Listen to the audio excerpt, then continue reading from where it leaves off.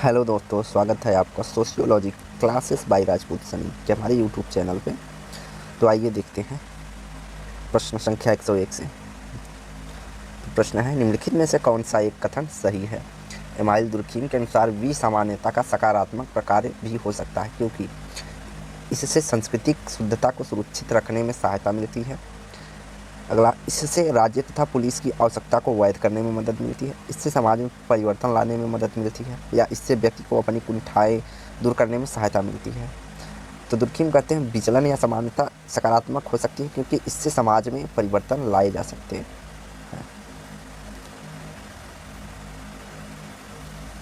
अगला, संरचनात्मक आत्मसातकरण से आशय है संपूर्ण सामाजिक सहभागिता में निर्जाति समूहों का समाकलन, प्रधान सांस्कृतिक समूह के व्यवहार, मूल्यों तथा प्रतिमानों को अपना लेना, प्रतिद्वंदी समूहों के बीच सांस्कृतिक आदान प्रदान, या स्थानीय सांस्कृतिक परंपरा का वैश्वीकरण। तो राइट आंसर हो जाएगा बी, प्रधान सांस्कृतिक समूहों के व्यवहार एवं मूल्य एवं प्रतिमानों को अपना लेना संरचनात्मक आत्मसातकरण के अंतर्गत आएगा।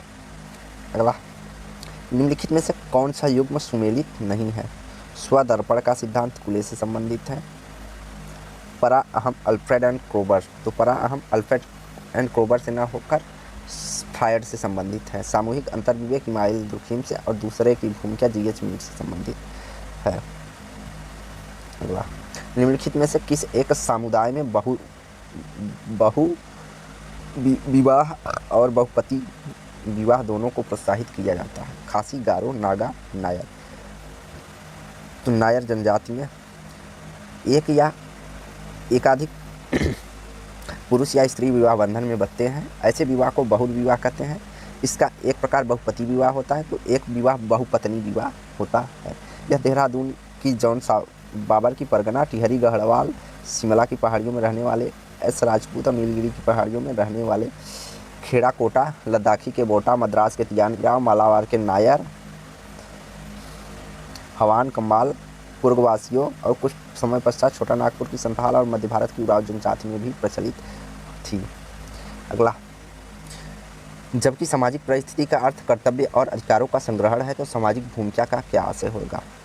सामाजिक परिस्थिति का विपरीत, सामाजिक परिस्थिति का गत्यात्मक पक्ष, सामाजिक परिस्थिति का निष्क्रिय पक्ष, या सामाजिक परिस्थिति के समान पक्ष। तो यह सामाजिक परिस्थिति का गत्यात्मक पक्ष या गतिशील पहलू होगा। अगला, निम्नलिखित में से कौन सा कथन सांस्कृतिक सापेक्षता पद का अर्थ है। किसी संस्कृति को अन्यों के अपेक्षाकृत श्रेष्ठता रूप से देखने में विश्वास, केवल अपने ही मूल्यों और संदर्भों में किसी संस्कृति को देखना, किसी संस्कृति को केवल अन्य संस्कृतियों की तुलना करके रूप में देखने में विश्वास, या डी, किसी संस्कृति को दूसरे संस्कृतियों को बेहतर मानते हुए देखने में विश्वास। तो यहाँ पे पूछा है सांस्कृतिक सापेक्षवाद पद का अर्थ क्या होगा। तो जब हम किसी संस्कृति को उसके अपने मूल्यों के अनुसार देखते हैं, तो वहाँ पे सांस्कृतिक सापेक्षवाद होता है। सांस्कृतिक अभिवृत्ति को क्या कहते हैं। जब अपनी सांस्कृतिक के प्रतिमानों के मूल्यों को मानक की तरह प्रयुक्त कर उसकी तुलना से दूसरों की नीतियों को आंका जाता है, तो इसे निजात केंद्रवाद कहते हैं। क्या कहते हैं, निजात केंद्रवाद। इसका सर्वप्रथम प्रयोग समनर ने किया है अपनी पुस्तक फाकवेज 1906 में। इरावती कर्वे के अनुसार निम्नलिखित में से कौन सी एक नातेदारी संगठन के केंद्रीय क्षेत्र को बताता है। उत्तर प्रदेश, राजस्थान, मध्य प्रदेश, गुजरात, राजस्थान, मध्य प्रदेश, बिहार और उड़ीसा, राजस्थान, मध्य प्रदेश, गुजरात, कठियावाड़, महाराष्ट्र और उड़ीसा, राजस्थान, मध्य प्रदेश, गुजरात एवं कठियावाड़, उड़ीसा। तो राइट आंसर हो जाएगा राजस्थान, मध्य प्रदेश, गुजरात, कठियावाड़ और उड़ीसा। महाराष्ट्र और नातेदारी के केंद्रीय क्षेत्र है। निम्नलिखित में से समाजशास्त्री किसने एक ने जाति को विस्तृत स्वजन स्वरूप के रूप में लिया है। तो इरावती कर्वे जाति को विस्तृत स्वजन स्वरूप के रूप में लेती हैं, अर्थात नातेदारी स्वरूप में मानती हैं। जाति एक ऐसा सामाजिक समूह है जिसकी सदस्यता जन्म पर आधारित होती है, जो अपने सदस्यों के खान पान, विवाह, पेशा, सामाजिक सहवास संबंधी अनेक प्रतिबंध लागू करता है। इरावती कर्वे जाति अंतर्विवाह को इतना अधिक महत्व दिया है कि वे जाति को मूलतः एक अंतर्विवाही समूह मानती है और कहती हैं जाति वस्तुतः विस्तृत नातेदारी का वाला एक समूह है। अगला, विवाह के बारे में निम्नलिखित कथनों पर विचार कीजिए। हिंदू समाज में विवाह एक पवित्र संस्कार है। मुस्लिम समाज में विवाह एक अनुबंध है। सपिंड विवाह निषेध जाति अंतर्विवाह का एक नियम है। तो हिंदू विवाह में विवाह एक पवित्र संस्कार है और मुस्लिम समाज में विवाह एक अनुबंध है। यह दोनों कथन सही है, तो राइट आंसर हमारा ए हो जाएगा।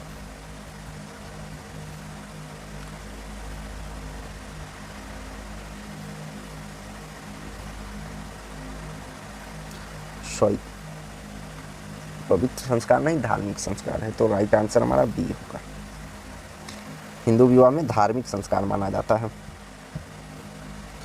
निम्नलिखित कथनों पर विचार कीजिए। भारत में पारंपरिक संयुक्त परिवार में परिवर्तन लक्षित होता है संपत्ति अथवा आवास में आए हुए बदलाव से, वंशावली संरचना में आए हुए बदलाव से, दाम्पत्य संबंधों में आए हुए बदलाव से, या संख्यात्मक आकार में आए हुए बदलाव से। इसका राइट आंसर डी हो जाएगा, सभी। संयुक्त परिवार में परिवर्तन लक्षित होता है। संयुक्त परिवार के आकार में परिवर्तन, विरोधी व्यक्ति महत्वाकांक्षाएं, पारिवारिक संबंधों में परिवर्तन, उद्देश्य एकता का अभाव, विवाह के स्वरूप में परिवर्तन, कर्ता के प्रभुत्व की कमियां, स्त्रियों की शक्ति में वृद्धि, सामूहिकता में कमी, अधिकारों में परिवर्तन तथा अस्थायी तथा संयुक्त परिवार के कार्यों में परिवर्तन आदि से होता है। निम्नलिखित कथनों पर विचार कीजिए। विशेष विवाह अधिनियम 1954, मुस्लिम तलाक संरक्षण अधिनियम 1986, भारतीय उत्तराधिकार अधिनियम 1925 और बाल विवाह निरोध अधिनियम उपयुक्त को सही कालक्रमानुसार व्यक्त कीजिए। इसका सही कालक्रम है उत्तराधिकार अधिनियम 1925, बाल विवाह निरोध अधिनियम 1929, विशेष विवाह अधिनियम 1954 और मुस्लिम विवाह या तलाक 1986। निम्नलिखित में से कौन सा एक कथन सही है? इरविन गॉफमैन द्वारा विकसित भूमिका दूरी शब्दावली का आशय है, तो भूमिका दूरी शब्दावली का आशय होगा लोगों का स्वयं को भूमिकाओं की मान्य मांगों से मुक्त कर लेने में सामर्थ्य।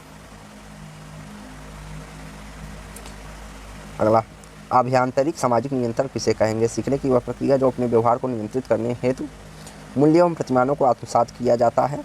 व्यक्ति के व्यवहार में दिशा देने हेतु सामाजिक मूल्यों का बाह्य बल, अपने व्यवहार के परिणाम को समझने हेतु स्वमूल्यांकन की प्रक्रिया, या नैतिक रूप से सही उचित या व्यवहार को सीखना। तो जब व्यक्ति अपने समाज एवं समूह के मूल्यों एवं मानदंडों को सीखता है तो उसके अनुसार व्यवहार करता है तथा उसके व्यवहार को नियंत्रित होता है, तो राइट आंसर इसका हमारा ए हो जाएगा। अगला, औद्योगिकरण के बारे में निम्नलिखित कथनों पर विचार कीजिए। यह एक संरचनात्मक अंतरण है, इसमें लोगों के संरचना का भार होता है, यह आर्थिक क्रियाकलाप पर बल देता है। उपयुक्त कथनों में कौन सा सही है? तो तीनों। यह औद्योगिकरण एक संरचनात्मक अंतरण है, अर्थात संरचना में परिवर्तन होता है, लोगों के संचलन का भार होता है, इसमें आर्थिक क्रियाकलाप पे बल देता है। तीनों कथन सही है, तो राइट आंसर डी हो जाएगा।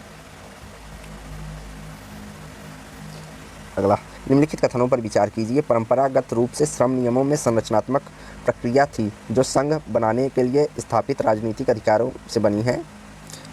श्रम नियम कामगारों के उनके काम की जगह में संरक्षण प्रदान करते हैं। श्रम नियम कामगारों को जीने की दशाओं का एक मूल न्यूनतम स्तर प्रदान करते हैं तथा श्रम नियम कामगारों को हड़ताल करने का अधिकार देते हैं। इसका राइट आंसर 1, 2, 3 हो जाएगा। हड़ताल नहीं देते, बाकी तीनों चीज़ प्रदान करते हैं। परंपरागत रूप से श्रम नियम संरचनात्मक प्रक्रिया है, संघ बनाने के राजनीतिक अधिकारों से बनी होती है। श्रम कामगारों को उनके काम की जगह पर संरक्षण प्रदान करती है तथा उन्हें न्यूनतम स्तर प्रदान करती है कि वो कैसे जिएंगे, क्या करेंगे। तो राइट आंसर हमारा डी, 1, 2, 3। नगर में सामाजिक दूरी किस कारण से होती है? नगर के आकार, आवास तथा काम की जगह के बीच दूरी, सामाजिक विषमता या अपर्याप्त जन परिवहन। तो लुईस बर्थ ने नगरीय विशेषताएं को 4 प्रकार से विभाजित किया है, जिसका कारण नगर में सामाजिक दूरी पैदा होती है, जनसंख्या की विषमता होती है, कार्यों का विशिष्टीकरण, गुमनामी तथा वैध निकटता, व्यवहार का मानकीकरण। नगरवाद वह जीवन शैली है जिनकी विशेषता अस्थिरता तथा थोड़े समय में संबंध, उपरिष्ठता तथा सीमित संख्या के लोगों के साथ औपचारिक और अवैयक्तिक संबंध होता है। अनामिकता तथा लोगों का गुमनामी में रहना व्यक्तिवाद तथा लोगों का निजी स्वार्थों पर अधिक बल देता है। तो इसका हमारा राइट आंसर क्या था, देख लेते हैं। सामाजिक विषमता। क्या था? सामाजिक विषमता। सूची 1 को सूची 2 से सम्मिलित करना है। पहले में सूची 1 में अवधारणा है, दूसरे में विचारक है। तो महानगरी अंधविस्तार WG समनर से नहीं है, श्वेत बसन अपराध सदरलैंड से, लोकनगरी सातत्य रेडफील्ड से, और लोक रीतियाँ समनर से संबंधित है। तो डी का 1, तो राइट आंसर हमारा सी हो जाएगा। महानगरी, आइए यहाँ देख लेते हैं। महानगरी पैट्रिक गेडिंग्स, श्वेत बसन अपराध या सदरलैंड से, लोक नगरी सातत्य रॉबर्ट रेडफील्ड से, लोक रीतियाँ समनर से। सूची 1 को सूची 2 से सम्मिलित करना है। गोत्र निषेध, कौटुंब व्यभिचार, माँ, प्राथमिक नातेदारी, अंतर्विवाह। तो जाति अंतर्विवाही होती है, तो राइट आंसर हमारा डी। गोत्र बहिर्विवाह होता है। कौटुंबिक व्यभिचार मतलब निषेध होता है परिवार में। प्राथमिक नातेदारी माँ होती है और अंतर्विवाही जाति अंतर्विवाही होता है। निम्नलिखित में से कौन सा एक नातेदारी के रूप में स्पष्ट नहीं होता है? वंश परंपरा, विवाहजन्य संबंध, परिस्थिति, समकक्ष समूह। तो समकक्ष समूह से नातेदारी का कोई लेना देना नहीं होता, कारण कि समकक्ष समूह विद्यार्थी जीवन में कक्षा में हो सकते हैं और तथा मजदूर संघ आदि हो सकते हैं। प्राथमिक प्रतिभाशाली बालक वह है जो अपने उत्पाद की मात्रा, दर, गुणवत्ता में विशिष्टता होती है। यह कथन दिया है टर्नम और ओडन ने, कैरल एवं मार्टिन ने, R.W. टेलर ने तथा उपरोक्त में से कोई नहीं। तो यह कथन टेलर का है कि प्रतिभाशाली बालक वह है जो अपने उत्पादन की मात्रा, दर, गुणवत्ता को में विशिष्टता होती है। अगला, बच्चों को सीखने की प्रक्रिया के दौरान वे कार्य को किस प्रकार से कर रहे हैं इसकी जानकारी इन्हें कार्य समाप्त होने के बाद पश्चात दी जानी चाहिए। कार्य करते समय सतत रूप से प्रदान की जानी चाहिए या कार्य के बीच में एक के बाद एक दी जानी चाहिए या इसकी कोई आवश्यकता नहीं है। तो इसका राइट आंसर बी, कार्य करते समय अर्थात सतत मूल्यांकन करना चाहिए इनका। ये पेपर 1 से संबंधित क्वेश्चन है। यदि आप की कक्षा में कोई बच्चा अधिगम अक्षम हो तो आप क्या करेंगे? उसकी ओर ध्यान नहीं देंगे, उसकी अक्षमता को किसी प्रकार जानकर उसे सिखाने का प्रयास करेंगे या उससे अतिरिक्त कक्षा लेंगे, उसकी बैठक व्यवस्था में कक्षा बुद्धिमान बच्चों के साथ करेंगे। तो राइट आंसर भी हो जाएगा, उसकी अक्षमता को जानकर उसका निवारण करने की कोशिश करेंगे। राष्ट्रीय पाठचर्या की रूपरेखा 2005 की संस्थितियों में के संबंध में कौन सा कथन सत्य नहीं है?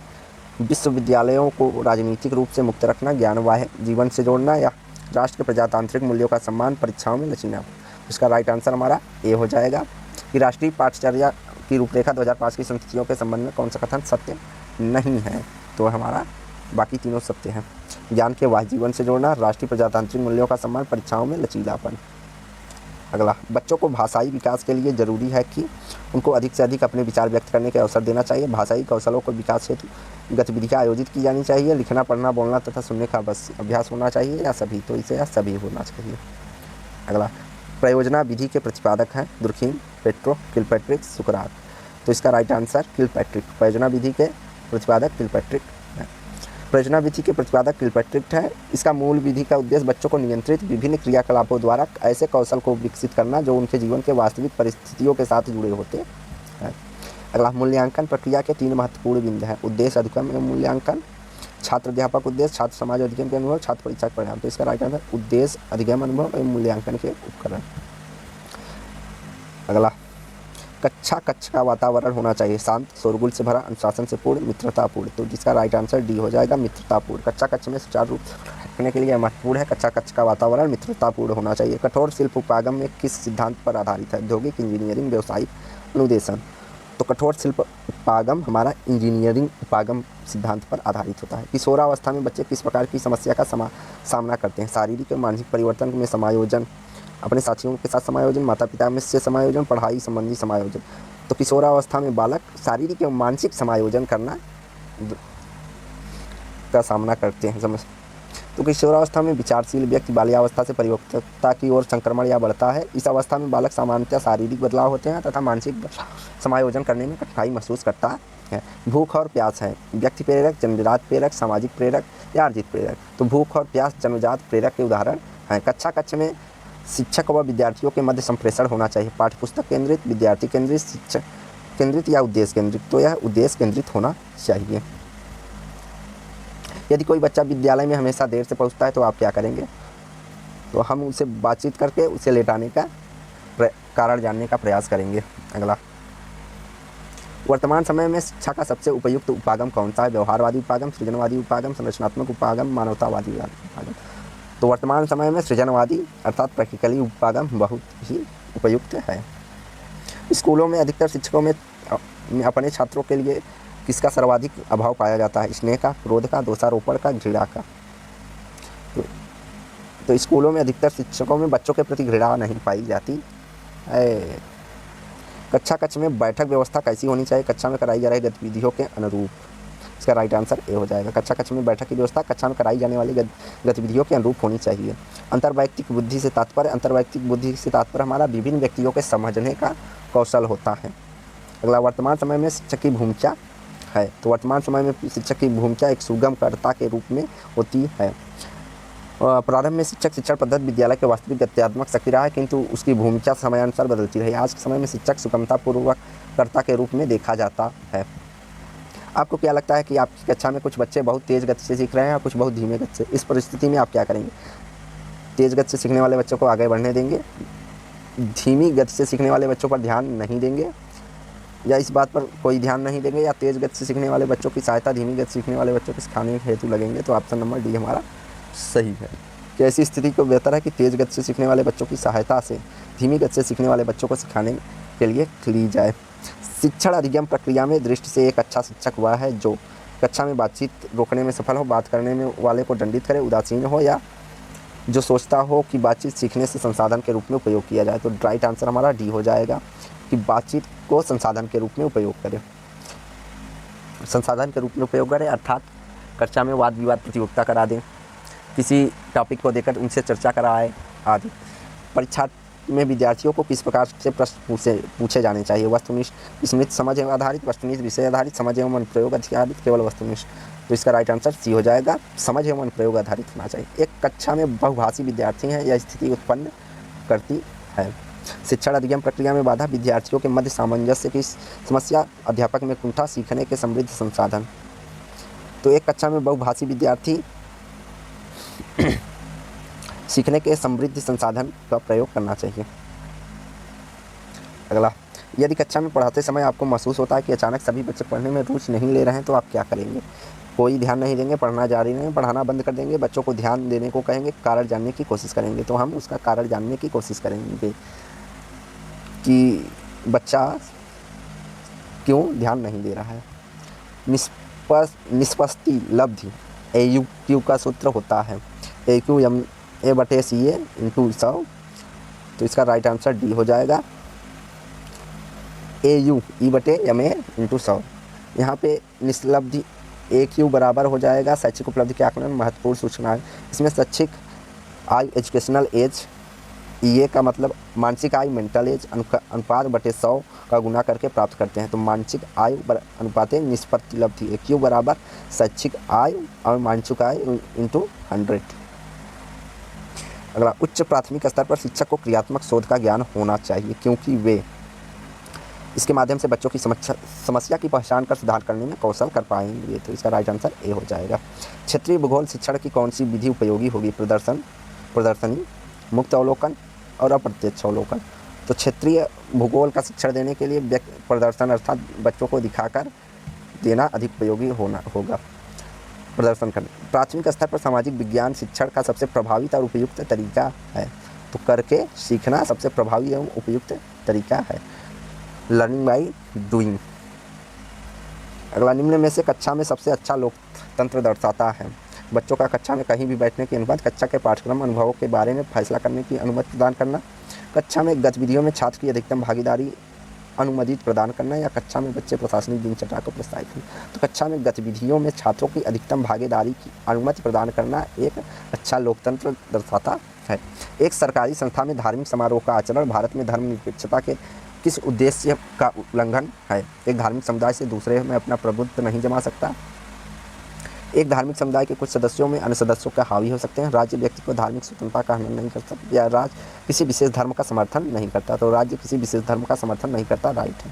निम्नलिखित में कौन सा उच्च प्राथमिक स्तर पर सामाजिक विज्ञान शिक्षण का उद्देश्य नहीं है?